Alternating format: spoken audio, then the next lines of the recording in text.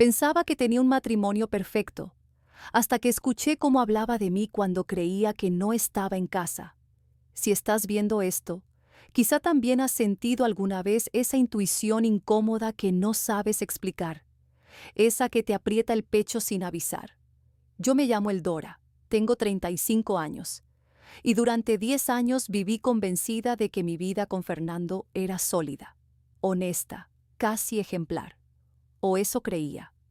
Nos conocimos cuando no teníamos nada, literalmente nada. Y juntos levantamos una vida sencilla, sin lujos, pero cálida.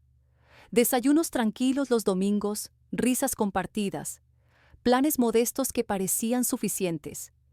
Cada aniversario venía acompañado de promesas eternas, de esas que se dicen mirándote a los ojos. Yo me sentía orgullosa de nuestra historia. Pensaba, esto es amor de verdad. Buenos días, amigos. No les robaré mucho tiempo. Solo quiero pedirles que me ayuden a alcanzar el objetivo de 2000 suscriptores y que se suscriban a mi canal Historias de Engaño. Si les ha gustado el vídeo, denle a me gusta y compártanlo con sus amigos. Les estoy muy agradecido a todos por ver el vídeo. Que lo disfruten. La casa donde vivíamos era mía. La había heredado de mis padres. Una casa antigua, con paredes que aún parecían guardar sus voces, con un jardín que cuidaba yo misma, planta por planta. Para mí no era solo una propiedad, era memoria, era refugio. Fernando siempre decía que la amaba tanto como yo. Hablaba de reformas, de ampliaciones, de protegerla. Yo sonreía. Ahora sé que cada una de esas palabras tenía un precio. Cada te quiero escondía una cuenta atrás. Con mi suegra, doña Sevilla, la relación nunca fue sencilla. No discutíamos. Era peor. Sonrisas falsas, comentarios envenenados, miradas que juzgaban mi cuerpo, mi forma de ser, mi manera de conservar a un hombre. Yo tragaba saliva y callaba. Por Fernando, siempre por Fernando. Pensé que con el tiempo me aceptaría.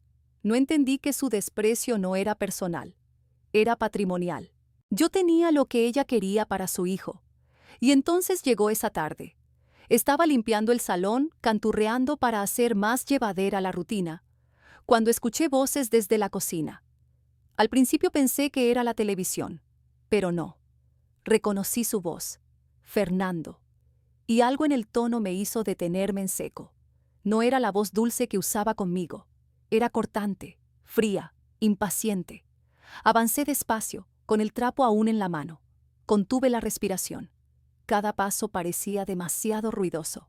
No sabía por qué, pero mi cuerpo ya estaba en alerta, como si supiera antes que mi cabeza que algo estaba a punto de romperse. No, todavía no. Está confiada, dijo. Hubo una pausa. Sí, lo sé. Necesito más tiempo. Sentí como el suelo se volvía inestable bajo mis pies. No sabía que yo había vuelto antes del trabajo. Me acerqué aún más, escondiéndome tras la puerta entreabierta. El corazón me golpeaba en la garganta. Entonces lo escuché decirlo, con desprecio, sin bajar la voz, sin pudor. Ese hipopótamo gordo me da asco. Yo solo quiero su dinero. La frase me atravesó como un cuchillo. No hubo eco, no hubo duda, solo silencio dentro de mí. Por un segundo quise creer que había escuchado mal, que era una pesadilla absurda, pero no. Él siguió hablando, tranquilo, como si nada, y yo me quedé allí, inmóvil, entendiendo que todo lo que creía real acababa de morir. Mi corazón se detuvo un segundo, no por duda, por certeza. Hablaba de mí, de mi cuerpo, de mi vida, de la casa que mis padres me dejaron con tanto sacrificio. No había confusión posible. Cada palabra encajaba como una pieza sucia de un puzzle que, de pronto, mostraba la imagen completa. Sentí un frío subir por la espalda. El estómago se me cerró. Las manos me temblaban tanto que tuve que apretarlas contra el cuerpo para que no chocaran con la puerta. Todo lo que había creído durante 10 años se estaba derrumbando. Y aún no había terminado. Quise moverme, huir, fingir que no había escuchado nada, pero me obligué a quedarme quieta. Necesitaba saber hasta dónde llegaba su traición.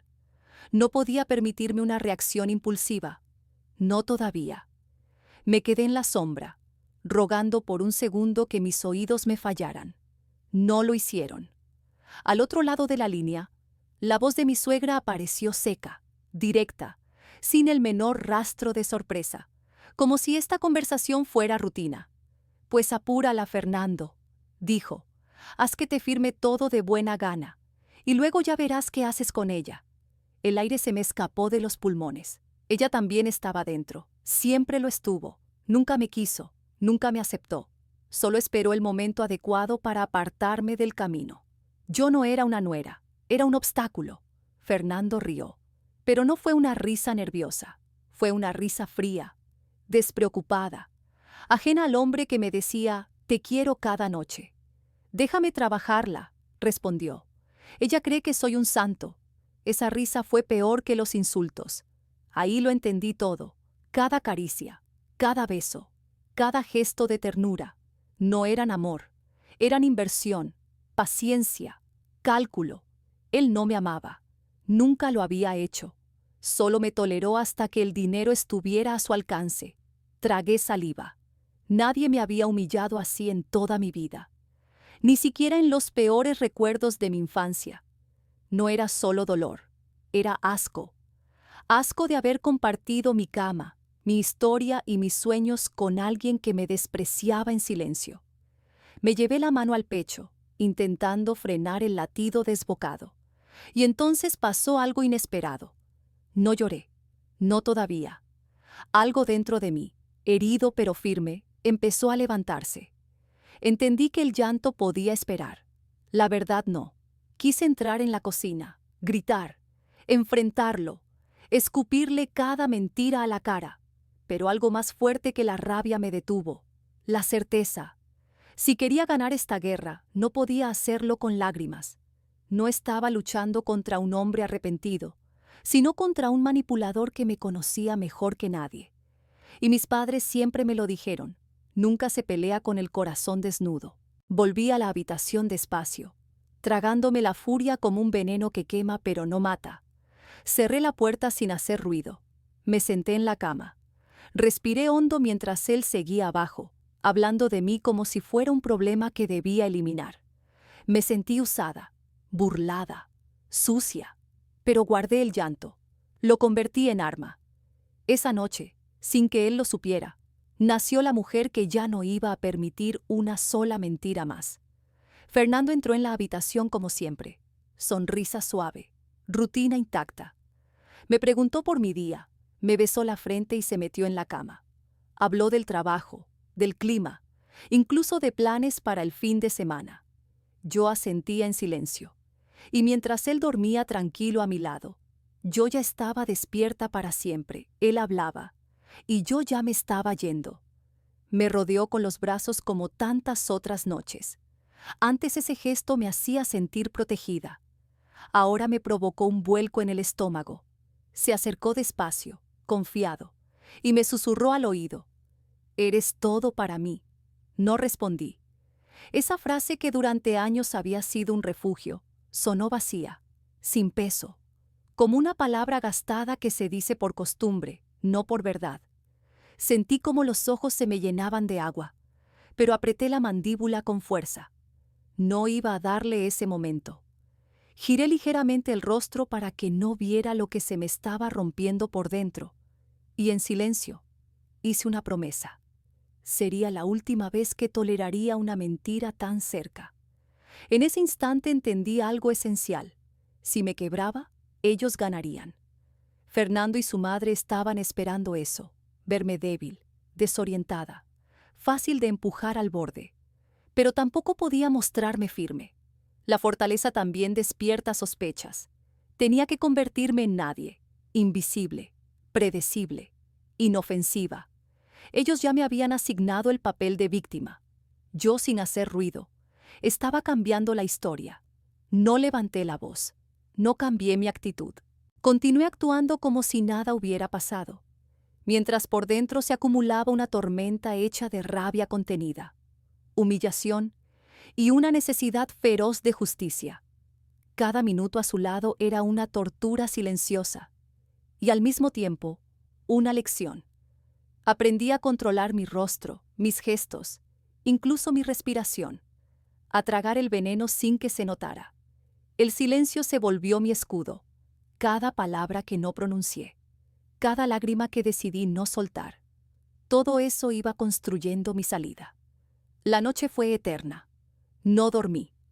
Me quedé mirando al techo, repasando escenas antiguas que ahora cobraban otro sentido.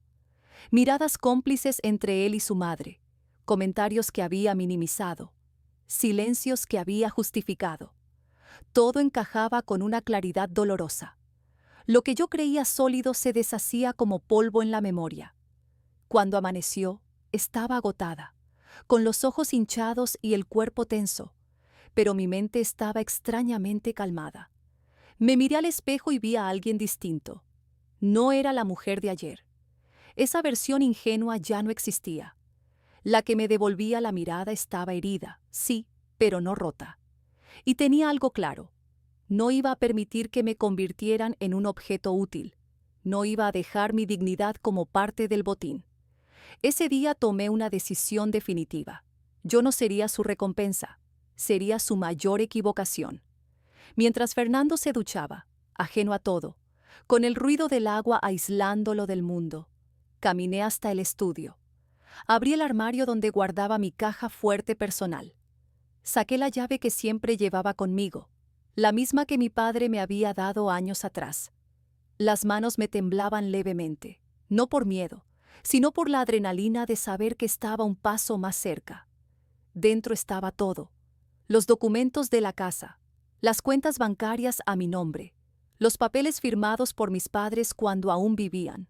Todo legal, todo protegido, todo fuera de su alcance. Fernando nunca supo que había límites que no crucé, que había cosas que no compartí. Y ahora esa reserva era mi ventaja. No había grietas, no había ambigüedades. La ley estaba de mi lado, como si mis padres, incluso después de irse, me hubieran dejado algo más que recuerdos, una salida. Me senté con los documentos en las manos, y por primera vez desde la noche anterior, respiré de verdad. No estaba atrapada. Tenía los medios y tenía la determinación. Entendí que no se trataba solo de conservar una casa o un dinero. Se trataba de recuperar lo más importante: mi voz, mi control, mi derecho a decidir sobre mi propia vida. Las dudas desaparecieron. El miedo se hizo pequeño. Ya no necesitaba confirmar nada más. La verdad era suficiente. No iba a pedir permiso. No iba a explicar nada. Iba a irme por mí, aunque él todavía creyera que seguía dormida a su lado. Cuando salió del baño, con el vapor aún flotando en el aire y el cabello mojado cayéndole sobre la frente, se acercó por detrás y me rodeó la cintura. Antes ese gesto me anclaba. Esa mañana solo me tensó la piel. No me aparté. Tampoco respondí. Dije casi en un susurro plano: voy a salir un momento. Ni una pregunta, ni una mirada, nada. Tomé el bolso, fijé la vista al frente y crucé la puerta sabiendo algo con absoluta claridad. La próxima vez que saliera de esa casa no sería para volver. Su indiferencia fue reveladora. Estaba tan seguro de tenerme controlada, tan convencido de que yo era parte del decorado, que ni se molestó en comprobar la hora o mi tono. Para él, yo no era una persona, era un recurso. Caminé con paso firme, conteniendo el nudo en la garganta, decidida a mover la primera pieza del tablero sin que él supiera siquiera que había empezado la partida. Fui directa a la inmobiliaria que mi padre siempre mencionaba. Un local pequeño, discreto, sin pretensiones. Si algún día necesitas ayuda, decía, ve con quienes conocen tu historia. Al cruzar esa puerta sentí cómo el pecho se me cerraba, pero no dudé. El agente me miró y entendió sin que yo dijera demasiado. La sorpresa en su rostro dio paso a una preocupación genuina. Me ofreció agua. Me preguntó si estaba bien. Yo fui directa. Quiero poner mi casa en venta hoy, sin avisar a nadie. Titubeó apenas un segundo. Luego asintió. Supo que no era momento de opiniones. Revisó los documentos con rapidez y empezó el trámite. Mientras firmaba con mi apellido de soltera, sentí que cada trazo era una despedida definitiva. No de la casa, de la mentira. Intentó sugerir que esperara, que lo pensara mejor, que no actuara impulsivamente. Lo miré y fui clara. No estaba huyendo, estaba eligiendo. Cada minuto que permaneciera allí era un regalo inmerecido para alguien que nunca me vio. Horas después apareció un comprador, un inversor de la zona. Oferta directa, 5,4 millones en efectivo. En otro momento habría dudado. Ese día no. Lo entendí como una señal. Cerrar sin dejar puertas abiertas. Firmé. Las manos temblaban. El alma no. Con cada firma rompía un vínculo, desmontaba una promesa falsa, me arrancaba de una vida que solo había sido mía en apariencia. No lloré. Ya no. En ese silencio legal estaba recuperando el control de mi historia. En mi cabeza solo repetía una frase. No voy a darle el gusto de destruirme. Salí de allí y fui directa al banco, sin pausas, sin mirar atrás. Pedí retirar todo, las cuentas que él nunca conoció, el dinero que siempre mantuve a salvo. El gerente me reconoció, bajó la voz al ver mi rostro y se limitó a hacer su trabajo. No hubo preguntas, solo cifras, firmas y comprobantes. No dejé ni un céntimo. Cerré cada cuenta con la calma de quien ya no espera justicia y ha decidido ejercerla. Ese dinero era años de trabajo, de herencias protegidas como promesas. No iba a acabar en manos de quien me utilizó. Cuando salí del banco sentí algo nuevo, ligereza, como si por fin caminara sin peso en los hombros. Me dije en voz baja que aquello no era un final, era el comienzo. Volví a casa justo antes de que Fernando regresara del trabajo. Los documentos ardían en el fondo del bolso, pegados al pecho, como un secreto vivo. Volví a entrar como si nada hubiera cambiado. Una sonrisa breve, educada, vacía. Crucé el pasillo y me encerré unos minutos en el baño para recomponer el rostro. Me miré al espejo y respiré despacio. Tenía que parecer la misma de siempre. Ni un quiebre en la voz, ni un gesto fuera de lugar. Todo debía ser exacto. Él no tenía ni idea de que ese sería nuestro último día compartiendo paredes. Me habló de su jornada como hacía siempre. El tráfico, un cliente pesado, pequeñas quejas sin importancia. Yo asentía, escuchando sin escuchar, observándolo moverse por la cocina como si fuera un desconocido que se hubiera colado en mi casa. Ya no sentía rabia, tampoco tristeza, solo distancia. La clase de distancia que se siente cuando algo ya ha terminado, aunque aún no se haya dicho en voz alta. Esa noche entendí algo definitivo. Al amanecer, esa vida ya no existiría. Preparé la cena con la receta de siempre, la que él presumía como su favorita. Me senté frente a él sin tocar el plato. Lo vi comer distraído, seguro, cómodo, como si todo estuviera en orden. En su rostro ya no veía al hombre con el que me había casado. Veía a alguien que había interpretado un papel durante años. Yo no había sido su esposa, había sido su objetivo, y él ya no era mi marido. Era el adversario al que no debía alertar. Esperé a que se durmiera, como todas las noches. Su respiración pesada, un brazo abandonado sobre mi lado de la cama. Miré el reloj varias veces, conté los minutos. Cuando su sueño fue profundo, me deslicé fuera de la cama sin hacer ruido. Todo estaba calculado. No había espacio para errores. Abrí el armario y empecé a elegir. No recuerdos, no símbolos, solo lo imprescindible, lo verdaderamente mío. Cada prenda doblada era un cierre silencioso. No estaba huyendo. Estaba saliendo con dignidad. Una maleta pequeña, un bolso con documentos, una foto de mis padres, un par de libros que me recordaban quién era antes de él. Nada más. El resto eran objetos vacíos, restos de una vida que solo parecía real desde fuera. Antes de irme, me detuve en la puerta del dormitorio. Lo observé dormir tranquilo, convencido de que todo seguía bajo control. No sentí nada, porque en realidad yo ya no estaba allí desde hacía horas. Fui al escritorio. Tomé una hoja en blanco y el primer bolígrafo que encontré. No escribí explicaciones. No debía nada. Solo una frase. Clara, definitiva. Gracias por mostrarme quién eres. No firmé. No hacía falta. Esa nota no era una despedida. Era un cierre, un acto de justicia. La dejé sobre la almohada, justo donde él apoyaba el móvil cada noche. Apagué la luz por última vez, como quien baja el telón de una obra en la que actuó demasiado tiempo. No miré atrás. Cerré la puerta con calma, sin prisa, sin miedo. Lo más difícil ya estaba hecho: soltar. Caminé hasta la esquina donde me esperaba el taxi que había pedido con antelación. Subí sin decir palabra y di la dirección. Un hotel discreto, lejos, donde nadie preguntara nada. Mientras el coche se alejaba, sentí que también se quedaba atrás la mujer que fui durante años. El hotel era sencillo, silencioso, anónimo, exactamente lo que necesitaba. El recepcionista me entregó la llave con una sonrisa neutra.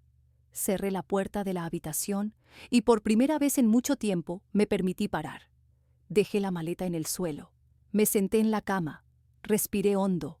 No lloré. No temblé. Solo sentí algo nuevo. Paz. Y entonces me di cuenta de que no había perdido nada. Había recuperado todo. El silencio me recibió como algo desconocido, innecesario. Por primera vez en años, no tenía que vigilar mi voz, ni mis gestos, ni mis pensamientos. Estaba a salvo. Y entonces ocurrió. Me rompí. Lloré sin contención, sin pudor, sin miedo a que alguien escuchara. Lloré con el cuerpo entero, como si expulsara algo que llevaba demasiado tiempo pudriéndose dentro. No era solo pena. Era furia acumulada, vergüenza ajena, decepción profunda. Cada lágrima arrastraba una promesa incumplida, una palabra fingida, un gesto vacío. Dolía, pero también limpiaba. No lloré solo por el insulto, aunque esa palabra aún me quemaba por dentro. Lloré por cada vez que me callé para no incomodar, por cada noche en la que me sentí sola en una casa llena de ruido y apariencias. Lloré por haber creído en un amor que nunca existió, por haber confiado en alguien que me utilizó como escalón.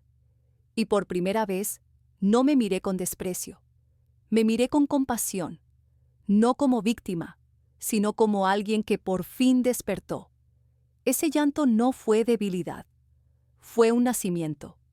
Mientras yo recuperaba el aire entre sollozos, Fernando despertaba en la casa que ya no era suya. Buscó con el brazo el cuerpo que siempre encontraba a su lado. Tocó el vacío. Abrió los ojos, confuso, todavía atrapado entre el sueño y la costumbre. Se incorporó. Murmuró mi nombre. Entonces vio la nota. La leyó una vez. Sonrió con ironía. Rió. Pensó que era un drama, una exageración, un intento torpe de llamar la atención. Pero la risa se le apagó cuando entendió que no estaba. Fue al baño. No encontró mis cosas. Volvió al dormitorio. Abrió el armario. Nada. Buscó el bolso, los documentos, cualquier rastro. Corrió por la casa llamándome, convencido de que aparecería en cualquier momento. No lo hice. Y el silencio no era normal, era definitivo. El pánico llegó de golpe. Fue directo a la caja fuerte, con las manos sudorosas, como si aún pudiera revertir algo. Al verla vacía lanzó un grito que resonó por toda la casa. Golpeó la pared, pateó una silla. Se agarró la cabeza como un niño al que le arrebatan el juguete. Ahí lo entendió. Me había perdido. Llamó a su madre desesperado. Balbuceó que yo había hecho una locura, que le había quitado todo, que no entendía nada. Doña Sevilla explotó al otro lado del teléfono. No preguntó cómo estaba yo. No le importó.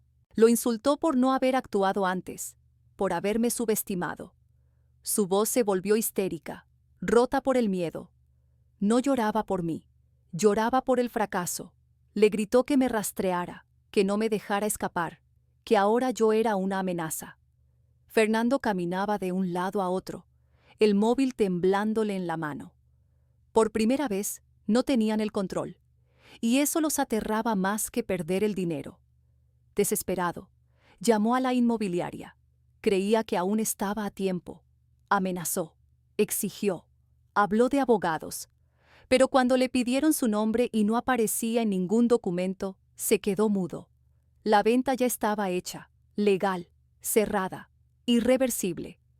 Cuando le confirmaron que la casa ya no me pertenecía, que todo se había firmado el día anterior, palideció. Sintió cómo el suelo se movía.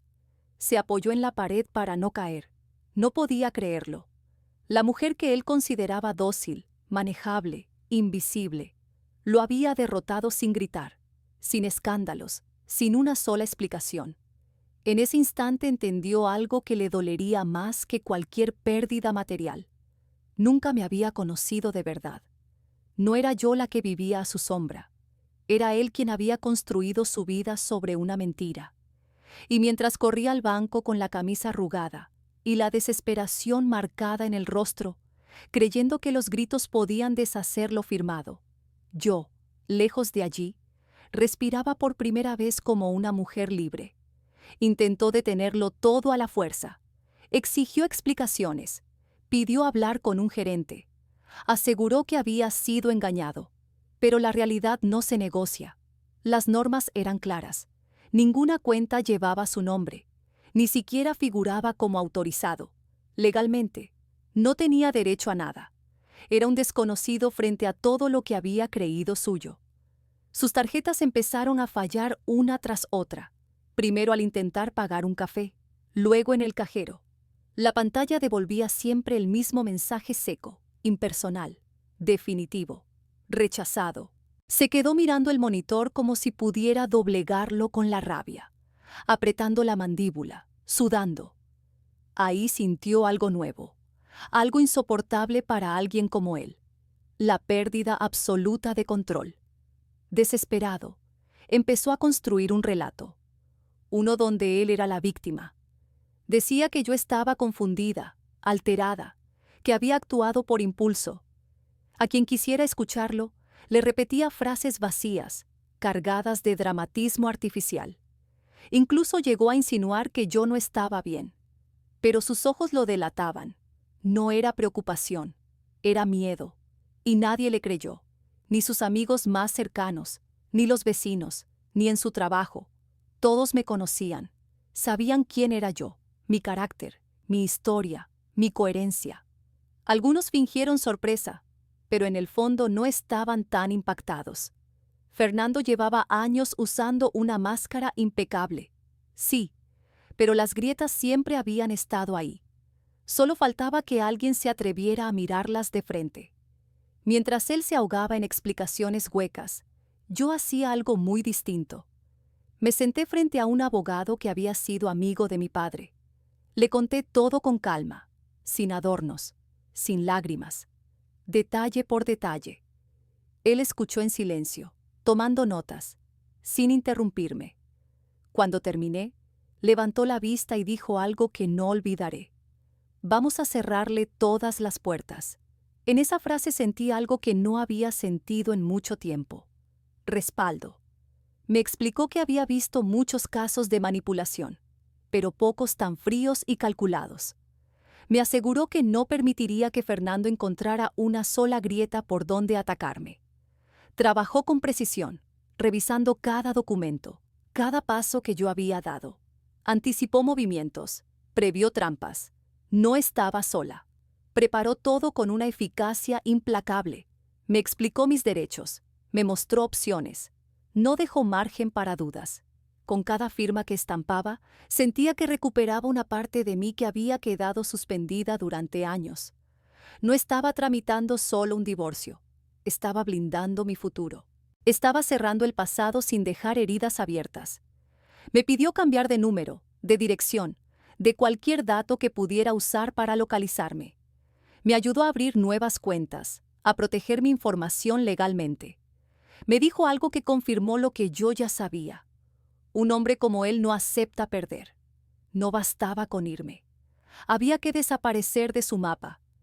Esa noche dormí como no dormía desde hacía años, sin sobresaltos, sin miedo, sin esa tensión constante que aparecía cada vez que escuchaba una llave girar. El silencio de esa habitación era distinto. No pesaba, no amenazaba, era limpio. A la mañana siguiente, mi abogado envió la notificación oficial de divorcio. Clara, detallada, sin espacios para negociación. Un golpe directo, preciso, definitivo, legal y emocionalmente irreversible. No hubo segundas oportunidades. No hubo marcha atrás. Fernando intentó contactarme por todos los medios. Mi número, el de amigos, números desconocidos, mensajes que oscilaban entre la súplica y la ira. Pero no respondí ninguno, porque cuando alguien te traiciona en silencio durante años, el silencio es la respuesta más justa. Escuché el tono, y luego nada. Ese vacío al otro lado de la línea no me provocó culpa. Me confirmó algo simple. Había elegido bien. Yo ya no era la mujer que esperaba respuestas. Me había convertido en alguien que no necesitaba escucharlas. Cuando entendió que no podía alcanzarme, que sus llamadas se perdían en la nada y sus mensajes no encontraban destino, perdió el control. Destrozó cosas, gritó, culpó al mundo entero. Todo aquello que lo había hecho sentirse poderoso se le escapaba sin remedio. Por primera vez no había nadie a quien manipular. Solo quedaba él frente a su propio fracaso. Buscó aliados, amigos, conocidos, familiares, incluso vecinos. Preguntaba dónde estaba, qué había hecho, con quién me había ido. Inventó relatos, torció la verdad, se presentó como víctima. Pero algo había cambiado. Nadie respondía. Nadie entraba en su juego. Mi silencio se había vuelto contagioso, y eso lo desarmaba más que cualquier reproche. Yo, mientras tanto, ya estaba fuera de su alcance. Había cortado cada hilo, cada atajo, cada posibilidad de regreso. No era una huida momentánea, era una decisión de vida. Mi pasado había quedado atrás como un edificio abandonado que no se visita jamás. Lo que venía no prometía facilidad, pero sí algo esencial. Me pertenecía. Días después llegó un mensaje desde un número desconocido, corto, desesperado. ¿Podemos hablar? ¿Puedo cambiar? No necesitaba firma para reconocerlo. Esa mezcla de súplica y promesa vacía era inconfundible. No sentí rabia, tampoco tristeza, solo agotamiento. La certeza de que no tenía nada nuevo que ofrecer. Lo borré. No se negocia con quien te reduce a un objeto. No se reconstruye nada sobre la traición. Eliminar ese mensaje fue un gesto íntimo, silencioso, definitivo. Una puerta cerrada desde dentro. Con el tiempo compré un pequeño piso en otra ciudad, lejos de su nombre, lejos de su madre, lejos de aquella casa que había dejado de ser hogar mucho antes de venderse. Era un lugar sencillo, con luz entrando sin permiso y paredes vacías. Justo lo que necesitaba. Cada caja que abría era un paso más lejos de la mujer que fui por él. Y una mañana, mirando por la ventana, lo entendí con una claridad que me recorrió entera. A veces hay que perderlo todo para volver a encontrarse. No fue venganza, fue dignidad. Lo que empezó como una traición terminó siendo una salida. Aquella mujer rota que lloró sola en una habitación de hotel, ahora sabía quién era, y no iba a olvidarlo. Pasaron los meses. Mi reflejo dejó de asustarme. Volvió la calma a mis gestos, la firmeza a la mirada. Esa serenidad que solo llega después de atravesar el infierno sin protección. Aprendí a reír sin sobresalto, a dormir sin miedo, a caminar sin la sensación de que alguien podía arrebatarme lo mío. Sí, lo perdí todo, pero lo que recuperé no cabe en ninguna cuenta bancaria. Volví a trabajar en lo que amaba. Retomé proyectos que había dejado dormidos. Construí nuevas amistades sin necesidad de explicarme. Nadie preguntaba por él, y eso era alivio. Me convertí en una mujer capaz de contar su historia sin temblar. Y a veces, al hacerlo, notaba cómo otras mujeres guardaban silencio y me miraban distinto. No decían nada, no hacía falta, sabían. Un día, ordenando cajas en el nuevo piso, apareció una foto antigua de Fernando. No la rompí, Tampoco la guardé. La observé unos segundos y la dejé sobre la mesa. Ya no significaba nada, solo papel. Y dime tú, si hoy tuvieras que elegir entre seguir esperando o empezar de nuevo, ¿qué harías? Ya no arrastraba nada. Ese recuerdo había perdido su peso, su filo, su capacidad de herirme. No despertaba furia ni nostalgia. Era solo eso, la huella de una mentira que, sin proponérselo, me obligó a abrir los ojos.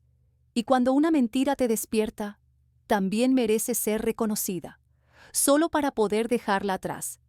Hubo un único intento más de interferir en mi vida. Vino de ella, no en forma de llamada, sino de papel. Una carta escrita con palabras suaves, casi cuidadosas, pero impregnadas de reproche y manipulación. Me hablaba de su hijo hundido, de errores inevitables en los hombres, de la obligación moral de perdonar cuando una mujer sabe amar. No contesté. Tampoco hice un gesto dramático. Guardé la carta en un cajón que ya no forma parte de mi día a día. Porque el veneno no se discute, se mantiene lejos. Tiempo después, en una calle cualquiera, me encontré con una antigua vecina. No dijo nada al principio. Me rodeó con los brazos con una fuerza inesperada. Luego, casi en secreto, me susurró: «Gracias por marcharte. Gracias por demostrar que es posible». No lloré, pero algo se acomodó dentro de mí. Comprendí que mi decisión no solo me había salvado a mí, también había dejado una señal encendida para otras que aún caminaban con miedo. Supe, por comentarios ajenos, que él continuó buscándome durante un tiempo. Cambiaba de máscara según la ocasión. Arrepentido, furioso, enfermo, víctima. Nunca volvió a dar conmigo, porque cuando alguien se va de verdad, desaparece del todo. Y yo ya no habitaba el mismo territorio, ni emocional, ni físico, ni mental. El espacio donde él existía había sido cerrado sin posibilidad de reapertura. El trámite legal terminó sin sobresaltos. Mi abogado me llamó únicamente para decirme algo que se quedó conmigo: que muchas mujeres no fracasan por amar demasiado, sino por no saber cuándo dejar de hacerlo. Colgué sin decir mucho. No hacía falta. Yo ya no buscaba aprobación externa. Me bastaba con reconocerme. Mi nueva vida empezó a construirse en lo pequeño. El primer sorbo de café caliente. Una tarde silenciosa.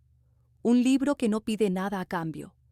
El silencio dejó de ser amenaza y se convirtió en refugio. Cada día era una victoria discreta contra la costumbre y contra esa idea errónea de que amar implica resistirlo todo. Aprendí algo esencial. El amor verdadero no empieza en el otro, empieza en una misma. No he vuelto a enamorarme, no por miedo, por equilibrio. Ya no corro detrás de nada. El amor no es una urgencia ni una recompensa, es una elección consciente. Y la próxima vez que elija lo haré desde la abundancia, no desde el vacío. Hoy sé esto con certeza: estar sola no destruye a nadie. Lo que destruye es permanecer junto a quien apaga tu luz. Así terminó mi historia con Fernando, no como un drama, como un renacer, no con lágrimas ni explicaciones, sino con una despedida silenciosa llena de libertad. Él pensó que me estaba quebrando. En realidad, me empujó a un límite, y en ese límite no caí. Aprendí a sostenerme, y después, a volar.